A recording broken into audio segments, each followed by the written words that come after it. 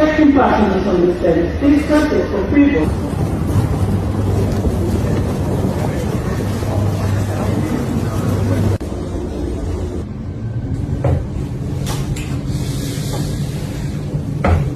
I don't think I will ever step foot in Nigeria again for the rest of my life if I can avoid it.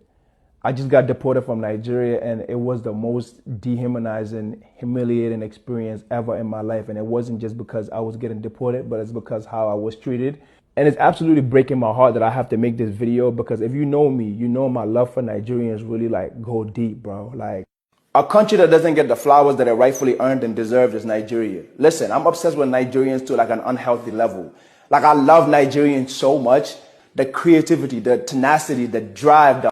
Nigerians are built differently. Listen, I just went to Harvard for a speaking engagement, and when I tell you, everybody I met, what's your name? Nkechi, what's your name? Adeola, what's their name? Oluwafemi. I'm like, I felt like I was at a Nigerian convention or something. Which proves what I always knew to be true. Nigerians are just the definition of excellence. I even feel the need to like apologize to like my Nigerian colleagues and like just like all the people from Nigeria that really support me, you know, like I truly champion for Africa, bro. You know what I'm saying? And to get treated like that on African soil, like Nigeria was always the #1 country on my travels list, more than I wanted to even go back to Senegal and Gambia. Like, I swear, like Nigeria is so rich in culture, tradition, and history. And I've always wanted to experience that. I always wanted to submerge myself within that. And I feel like that was robbed of me, not just because of the deportation, but because of like how traumatic the whole experience was and how some of these people were speaking. I'm just like, I don't ever want to have to deal with this again for the rest of my life. So a friend of mine was getting married in Abuja and was like, yo, Mo, pull up to my wedding. Like, don't worry about airfare, whatever. I'll pay for all that. So he was basically taking care of everything. So I was like super